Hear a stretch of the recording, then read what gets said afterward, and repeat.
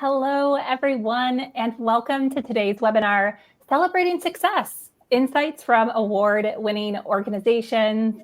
I'm Gabi Carachilo, Vice President of Client Operations at the Muse and Fairygodboss, and I'm always excited when I'm hosting an Industry Musings webinar. Just a quick introduction for those who don't know, the Muse and Fairygodboss are go-to career destinations for both next generation and women talent. We help companies connect with job seekers by amplifying their employer brands. And we do so through dynamic company profiles, custom content like videos and editorial. We have hiring events, email marketing, and more. And the goal there is to drive your employer value proposition awareness and, of course, fill your talent pipelines and bring those applications through. Today, I'm joined by three incredible leaders coming from this space. And I'd love for them to each take a moment to introduce themselves, talk a little bit about their roles and what's going on in their lives, maybe personally and professionally, if you feel comfortable doing so. Erin, would you like to kick us off? I'd be happy to. Hello, everyone. My name is Erin Devereaux. I am the Early Talent and Inclusion Manager with Aptiv. I have been with Aptiv now for about 7 years. So excited, my career path has been a little all over the place within the company, but yeah, it's great to be here. So thank you so much. For those that don't know, Aptiv does a lot in the automotive tech space. So I partner with the talent acquisition team when it comes to our employee brand, as well as all of our inclusion initiatives, highlighting women in the workplace. On the personal side of things, I'm from the Metro Detroit area, currently battling a snowstorm that we're getting right now. It's really amazing. But typically outside of work, I'm truly a homebody. I love to be home and be outside only in the summer. Winter does not suit me very much, but yeah, I'm excited to be here and to talk more about what we do and how we do it. We're thrilled to have you, and I'm with you. I'm based in northeastern Pennsylvania, bearing the cold winter. A few more weeks till spring. We'll get there, Erin. We will. Just waiting for sunshine. Right, that's right. Tanya, can we pass it over to you next? Hi. Good afternoon, everyone. I'm so happy and thrilled to be here. I have been following the Muse for, it seems like forever now. I'm a global talent acquisition partner for Siemens software. I assume that most of you have seen the Siemens software somewhere in your life, so I probably don't have to go into too much detail about what it is that we do, but we do touch upon sort of every part of society, I would say, from mobility to energy to software and so forth. I've been in my current role for almost 3.5 years now, supporting a very critical business called Foundational Technologies, focusing on cloud and AI, which is very exciting at the moment. Some hot topics. Outside of my work life, I love to travel. And definitely an avid traveler. I'm more of a summer girl, and yes, just enjoying time with friends and family. Wonderful. Thank you for being here. And last but not least, we have Anna. Hello. Hi. I'm Anna Berentson, and I am the employer brand manager for Trupanion. Trupanion is medical insurance for cats and dogs, so we're pretty pet obsessed, which also makes employer brand a lot easier when we have our pets included in it. So I've been with Trupanion for 9 years now, and my career has grown from recruiting into employer brand. So I've had a lot of fun along the way. And I am located in Seattle. Not much snow over here, very little snow. And like Erin, I'm a homebody as well. Looking forward to spring and getting back out in my garden. Oh, yes. I'm going to start my garden adventure for the first time this year. So I may ask for your advice, Anna, on that as well. And one of the things that we all have in common is we've either began or had parts of our role throughout our career in the talent acquisition realm, which I think is really interesting how talent acquisition is interwoven into employer brand and recruitment marketing. So really looking forward to a comprehensive conversation. And I know many in our audience are in similar functions and facets. And so we want you to participate in the conversation too. We already see so many folks tuning in from all parts of the country. We have Chicago, Cincinnati, Seattle, Miami. We're jealous of you and your weather, Zanetta, and beyond. And so please feel free to also share any questions that are top of mind for you via the chat, anything that you're really looking forward to chatting through during today's discussion, and we'll aim to answer as many questions as we can. And so now I'd love to dive in and really begin our discussion around how your organizations are leveraging awards and maybe at a high level, leveraging them for, it could be employer brand, recruitment marketing, talent acquisition, or beyond. Anna, would you like to start us off on this topic? Sure, yeah. I mean, whenever we can win a workplace award, it's always such a huge compliment and just confirmation that what we're providing our employees is what they want. And so, especially with the Vibe Awards, if a candidate didn't find us on the Muse, they're still going to hear about these awards. We put them everywhere. Social media, Instagram, LinkedIn, Glassdoor company updates, press releases. And then even if they didn't see any of that, but they're on our careers page, they'll see those award badges there too. That's amazing. And thanks for the shout out on Vibe. So a quick plug, the Muse and Fairygodboss have award programs that we facilitate every year on Fairygodboss. They're awards specific for great places for women, best companies for women. And then, of course, we have the Vibe Awards, which stand for voted in by employees. So I won't get into the details of those awards, but all of the folks on today's panel are, their companies are recipients of one or many of those awards. So they can speak from firsthand experience in all of these areas. Anything else to add, Erin, Tanya, from this question about how awards are being integrated into your overall strategies? Yes, we definitely amplify them through our employee ambassadors. We encourage our employee ambassadors to give a shout out on different social media platforms in their communities, when they're at conferences, whether it's sales conferences, career conferences, and so forth. We are on all the social media platforms, so sometimes it's hard to miss, but also sometimes just having those individual employee spotlights as well when they talk about it. We like to do a lot of those articles and blogs, sometimes coming from personal experience, I guess you could say. I love that. It's so important. Those employee advocates and ambassadors play a big role in driving your overall strategy. So thank you for calling attention to that. Yeah. Erin, it seems like you may have had another thought, so I wanted to make sure we brought this question to you as well. Yeah. So, seconding, what Anna and Tanya have said, right, is that utilizing our social media platforms has been really critical in just spreading the awareness. Similar to what Tanya mentioned is that, we also have a program called our Aptiv Influencers. And so with that, we utilize another platform called Career Arc, which kind of partners with LinkedIn.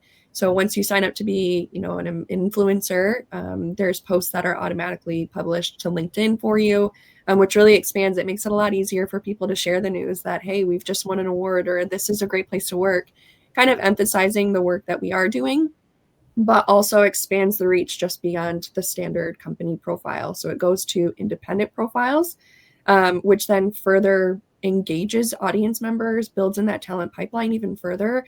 And again, just spreads that news as much as possible and as wide as possible. So it's how we've integrated utilizing certain platforms to really bring in that news and how it draws people in.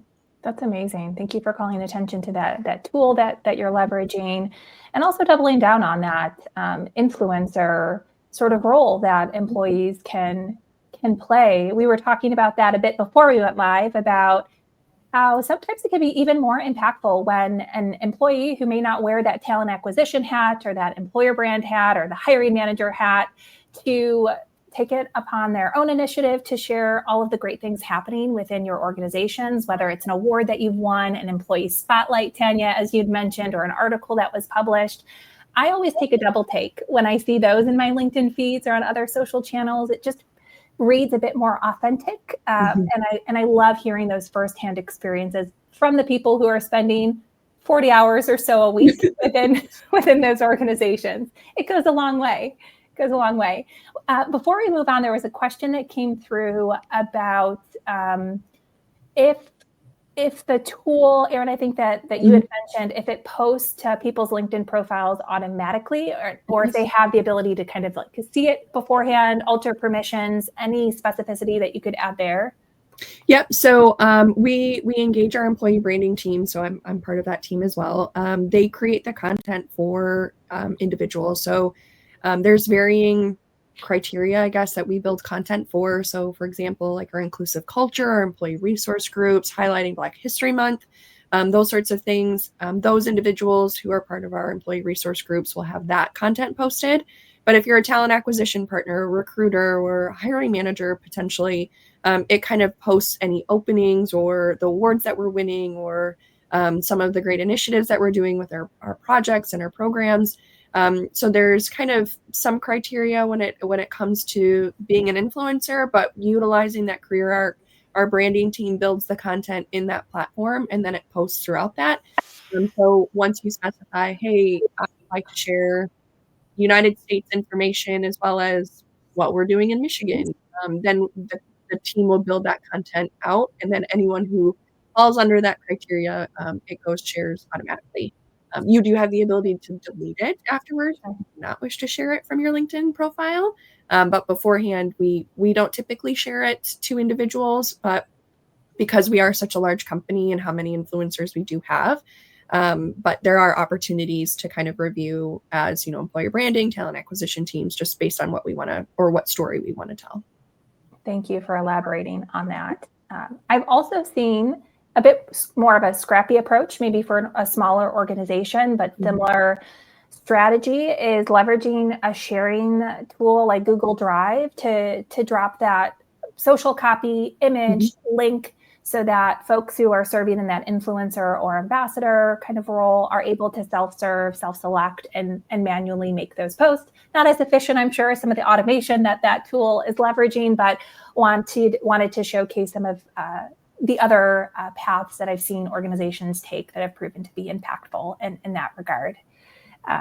Great. Well, we're already off to an amazing start, and the conversation is flowing. We have a few more questions that have come through from the audience that are relative to the discussion that we're having. So one that I wanted to point to next, and we touched on this a bit, but the question is how your organizations are celebrating and amplifying these wins internally. So we talked externally about leveraging social media and other platforms to share the news and excitement.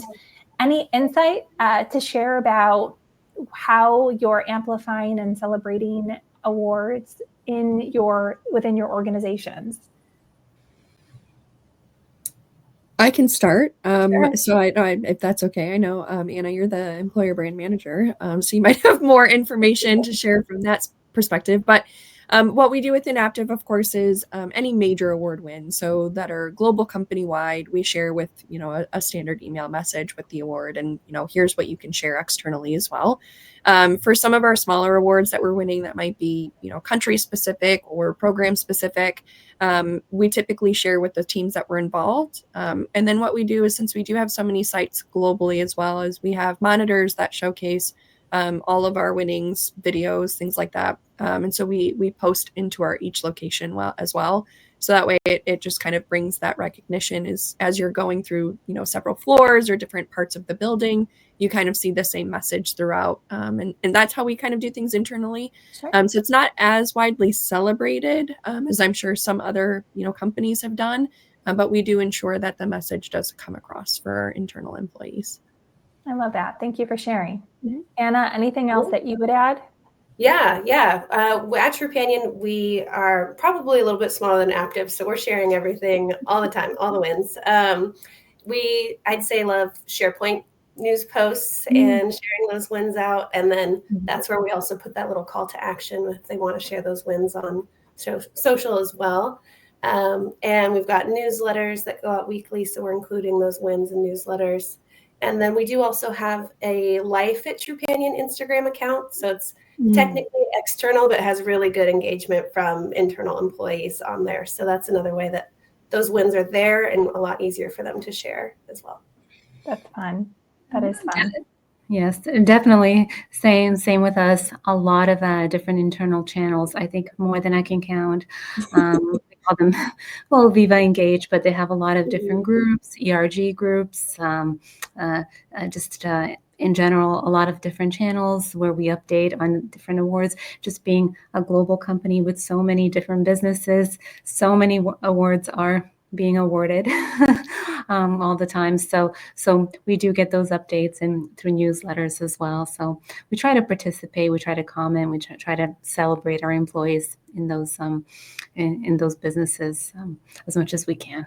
Mm-hmm. That's a great point. And it brings another question to mind about strategically how to choose which awards to pursue, especially, Erin, for a global organization with, it sounds like many awards being recognized across divisions or geographic areas. Is there intentionality around which awards you're submitting for, participating in? Yeah, so that's a really great question. And as I was kind of doing, a little bit research as to, how we do our awards or why we do them, I guess one thing to note too is because Aptiv is large, we do have kind of a sustainability side as well. So that team is responsible for all of our sustainability awards, whereas like our employer branding team focuses on like the workplace awards and things of that sort. And so we engage our partners across all of our regions. So our, America's region, EMEA, and our APAC regions, and we get their buy-in, right? What is more relevant or most relevant to them? What are they really wanting to achieve? And then truthfully, what can we apply for that will win, right? I know it's nice to say, oh, let's just try and go for this award because we haven't won it before, but being realistic about what we're able to win is always critical as well. But getting the partnership support and that feedback from our partners in those regions is where we really get that feedback. And I've just taken a look at the list of what we're looking at applying to in 2025, and I think we're looking at about 40 different awards that we're interested in. So the team will then meet with our leadership to really narrow down what they want to invest in and put their resources in. And so that can kind of dwindle down even further, and just kind of understanding, what's achievable with the teams that we have in the regions that we're applying for. That makes sense. Thanks for breaking that down for us. Any other thoughts, Anna, Tanya? Yeah, I'll add with like what's achievable, also just kind of the process of how those awards are decided. So with the Vibe, there was some voting from employees, and that ended up being a perfect window between our other employee listening surveys, because you don't want to kind of overextend too much and have too many different surveys happening at the same time. Mm-hmm. So also factoring that in, like, does the timing work with other corporate goals? Mm-hmm. It's a great point. And something we aim to consider, right? We want that authenticity in the award programs that we run. We love to have employees weighing in and voting in as to their experience in validating that, gosh, yes, my organization is a great employer in X, Y, and Z. But we know that we're always receiving the request to participate in employee engagement surveys, pulse surveys, right? The list is never ending. So balancing timing, the lift associated with still having that targeted approach that makes most sense for organizational objectives. That's so great and so important to note. Thank you, Anna, for being honest and transparent about that bit too. Tanya, anything else? I know we've covered a lot of ground. Wanted to yeah. I mean, I'm not involved in deciding on which awards we'll pursue, but I can certainly go back to our HR and see what it is, and our leadership team, how that process works. But I'm on sort of the other end where I'm involved in celebrating those awards and amplifying them. You bet. Fair enough.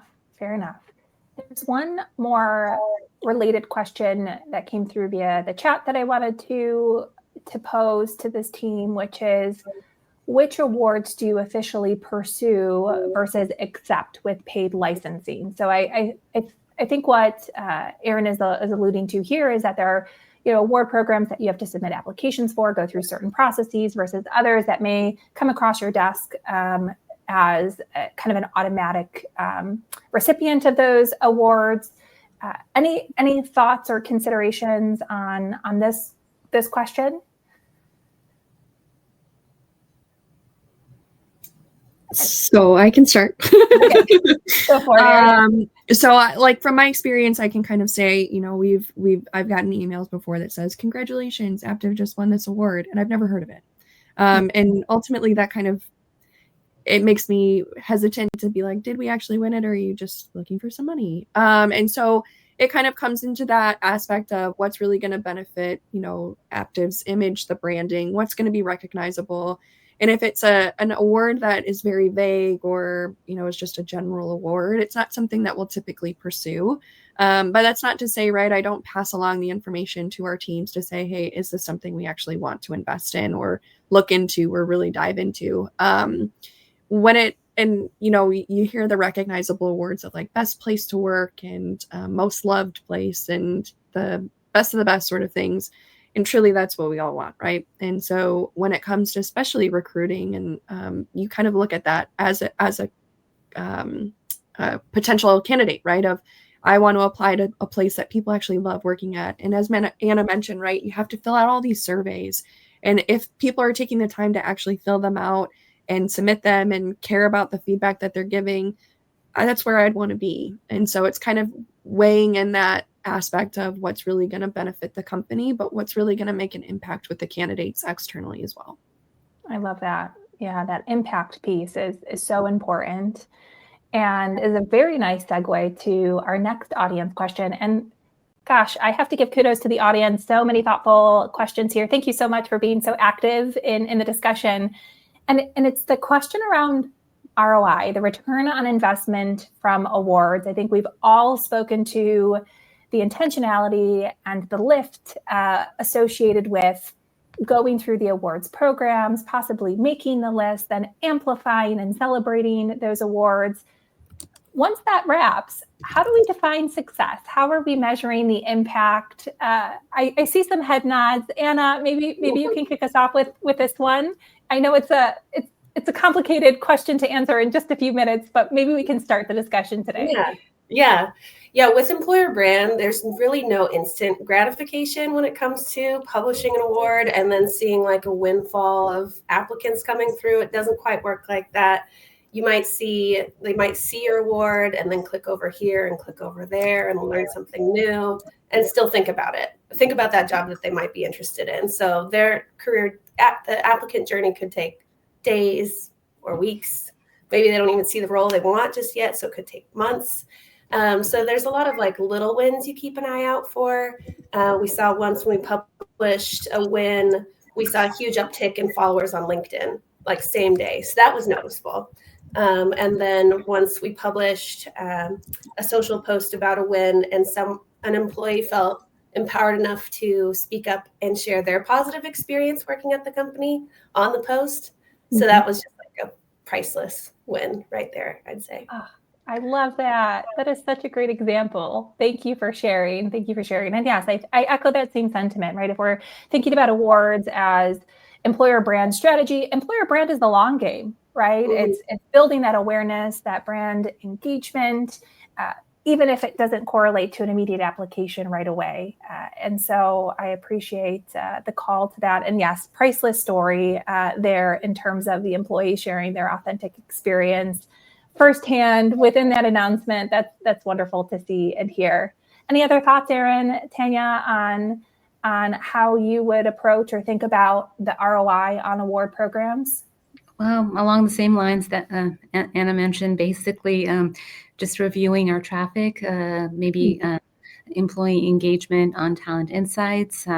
I do like to take a look at that from time to time. Followers, an increase followers, increase in applications, retention rates. I mean, that is, as you said, the long game, and also an increase in employee referrals. But being involved in employer branding, I know it's a never-ending process. It's constantly evolving. So yes, just keeping an eye on it and doing as much as we can from our side. Great points. Yeah. I love the call out about the employee referrals bit too. Yeah. Agreed with what both Tanya and Anna said. Right. It's just a matter of data tracking and analytics of it all. And I think one thing that, our talent acquisition team does really well is, in selling the company too. When we do, initial calls and teaching our hiring managers how to sell the company is highlighting the awards that we've won and then getting the candidate's reaction in the middle of the conversation of like, oh, I didn't realize that you won most sustainable company 7 years in a row. Because it's such a kind of not random, but sort of random award to win. And we're in tech space. How are you winning sustainability awards? So it's kind of, starting that conversation, finding the spark within the candidates as well. So we don't have, we do have technical numbers when it comes to the engagement on posts and increase in followers as mentioned, but it's also that humanness of things and how they react and getting that true, authentic, oh my gosh, that's so great to hear. Definitely. And then there's the right fit piece, right? By winning an award in sustainability, a candidate can operate under the assumption that that's something that's impactful and important to that organization. And if they have that reaction, Erin, that you're speaking to, that that's something that's important to them as well. And that builds, the right fit sorts of conversations that eventually correlate to higher engaged candidates and employees. Of course, those folks then turn into your future ambassadors as well and helps that overall journey and cycle that we're all striving towards. So appreciate you calling attention to that. I can also echo the same sentiment from the analytics and data that we have after Fairygodboss and the Muse publish our award programs. We see those spikes in traffic. We see that candidate experience going from general award winning page of the list of all of the companies who've won and that click through to learn more about their organizations on the profiles. Ideally, that's going to correlate down to those applications being completed, but it's really driving engagement and driving that traffic. And even at that top level of the funnel, we see that year after year after year. It's important to, of course, the organizations who are making the time and effort to participate in these programs, but our users care a lot about it as well. Thank you. And great questions, audience. I'm not even having to turn to my list here all that often, but I suppose I should pivot over here to see what we haven't covered. I think we should spend a moment talking about employee engagement and retention. We've spoken to this a bit, but I want to call out that awards are a great thing for the existing workforce too, and all of the wonderful work that teams are striving toward. Have you seen this bubble up in your teams? The excitement, the engagement, any sort of positive response or even success metric from your internal workforce when you make a list? Anybody want to take this one first? We have seen it. We have seen a lot of increase in just overall culture, just sort of that positive increase in that alignment in values. I think that's what it comes down to when we win an award that we feel that we resonate with. We get excited about it. We amplify it across the whole organization, and it feels like it's aligned with our own values. I think more and more people wish to work in organizations where their values are reflected. So whatever that award is, and those values are, people feel more a part of that organization. That's what I can say for Siemens. I feel like it's this one big family, no matter the entity. It's just, there's just this sort of association of camaraderie, I guess you could say. So I think it drives retention, to be quite honest with you. I've seen it. I've been with the company for almost 3.5 years, and I see that excitement every time we win an award. That's amazing. Thank you for sharing that. Yeah, and I'd like to add to that. I think, like what Erin said earlier, of, knowing what awards you have the best chances at, like it's not going to be a total surprise when you win some of these awards, because it should be aligned with your values as a company and the culture. So getting that confirmation and being able to share that out with employees and see that correlated also with employee surveys and engagement.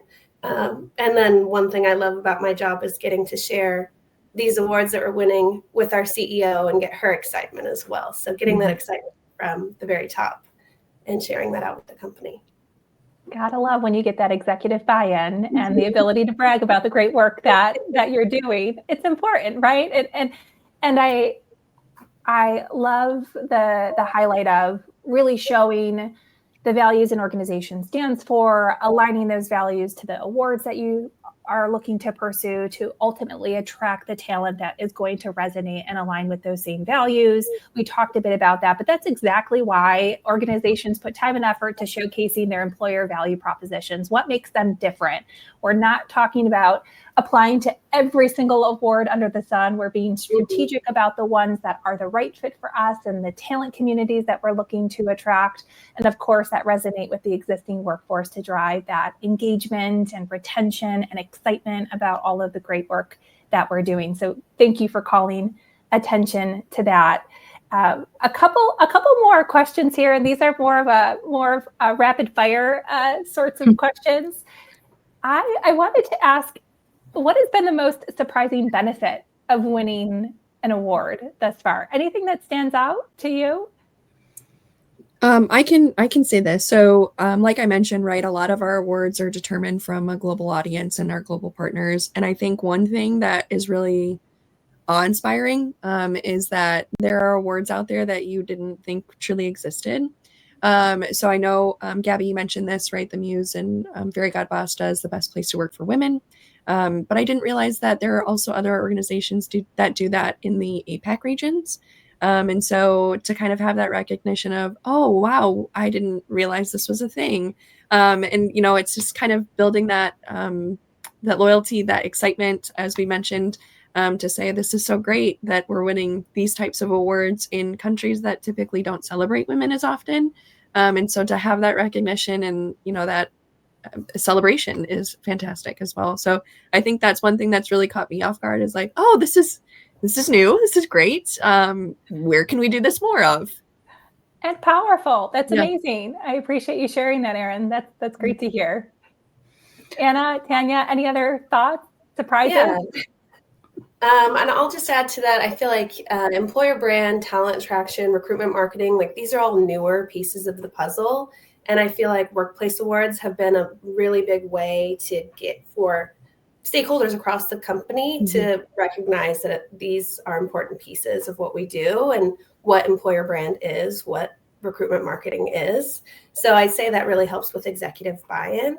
But then you also get to, shine a light on different parts of the business that are creating that culture that people love to be a part of. So it also gets to, kind of share the love. Not just with employer brand. Yes. One thing I do get not surprised by, but I'm always happy to see is when candidates reach out to me on LinkedIn. And obviously you ladies probably get a lot of candidates reaching out to you as well, but reaching out, oh, I've seen that you won this award. And because of that, I'm really interested in working for your organization. I might not be looking now, but let's stay in touch and just creating that pipeline of future candidates. But I mean, it's just nice to hear just to receive that kind of message. Absolutely. And it just shows that they hold credibility, right? With existing workforce and future workforce. And that's the dream, right? From a talent acquisition perspective, to have a really solid recruitment funnel of high intent, highly qualified, highly engaged candidates who are eager to learn more about the opportunities as they present themselves. So building that funnel so that you have wonderful people to connect with when an opportunity opens up, whether that's 2 weeks down the road, 2 months down the road. I've even seen 2 years down the road, some of these conversations evolve. And so it's wonderful to hear how we're leveraging an immediate win to build that long-term strategy that could really drive that ROI multiple years down the road. And it sounds like your organizations are doing that phenomenally for being winners time and time again. Erin, I think you mentioned a 7-year track for one of the sustainability awards, which is just amazing to see. Wonderful. Well, we're wrapping toward the end of our conversation here today. So a final shout out to any of the audience members. If there are any lingering questions that we haven't gotten to yet, please don't hesitate to drop those in the chat. I'll pose another question in the interim to our panelists here. Wish list. Is there one award you'd love to win and why? Anything that your organization hasn't made the list for yet? I mean, go ahead. Go ahead. No, Tanya, you go first. Okay. Yeah. I was going to say anything in the health and wellness space. So I'm very, I failed to mention that in my introduction, but I'm very passionate about health and well-being, whether it's physical, mental, and sort of any scope of life, but especially physical. So I encourage healthy work environments. I mean, I'm a big proponent of them. We are already. I mean, obviously it varies from country to country, but having meditation rooms, obviously having gyms on site, daycare, a healthy cafeteria. So anything in that space, that's my wish. So important. Thank you for calling attention to that. Yes. Anna, Erin, any awards on your wish list? I have a wish list. So I'm a longtime follower of the Muse, and then Fairygodboss was that more recent addition. And then seeing the best places for women to work with Fairygodboss, Trupanion's over 70% women. I was like, how do we get on that list? So that's high up on my list right now. We could definitely talk more about that anytime, Anna. Great. I think mine is also similar to yours, Anna. So I'm a strong proponent of diversity and inclusion in the workplace. And I think that's something that, given today's day and age, I know it's kind of taboo to say that, but, I think it's something that most companies should strive for, is having recognized for that, and creating that safe space. I know I mentioned, what's really surprised me is that, in India, the team there won the award for best places to work for women. And, I'm similar, and how do I win that here? How can we get that here? And just kind of creating that space for individuals to really thrive, to see themselves in a company. I think that's one thing we've said over and over today, is that companies apply for the awards that best align with their values. And with Aptiv specifically, that is one thing we really pride ourselves on, is having an inclusive workspace for women. And how can we continue to win awards globally? I know we'll continue to try in India as well, but how can we do that in our EMEA and Americas regions as well? It's important work. Thank you, Erin, for sharing that and joining us in that social mission. And I'll make a quick note that Fairygodboss was founded as an anonymous review site for women, where women could go to seek out sometimes hard to find information about authentic experiences of women in the workplace. Our award list is powered by those anonymous reviews that are being collected every single day. Outside of when we close the awards to run the analysis, we are often receiving anonymous reviews from women in the workplace. And so welcome that continuous feedback. Again, if you have any questions, find me on LinkedIn or after this presentation, be happy to chat more. But yes, it's important work, and I appreciate you calling attention to that. I'll check the chat one more time, and we're just getting some applause. We're getting some applause on that feedback, Erin. So thank you, and Anna as well for sharing. And with that, I will begin to wrap our conversation. I want to thank our panelists for leading such an impactful and informative discussion and sharing some of those actionable insights that are going to be super helpful for everybody in attendance and everybody tuning in after today's presentation. We appreciate your expertise. And we hope everybody who's listening in found this discussion as impactful as I did.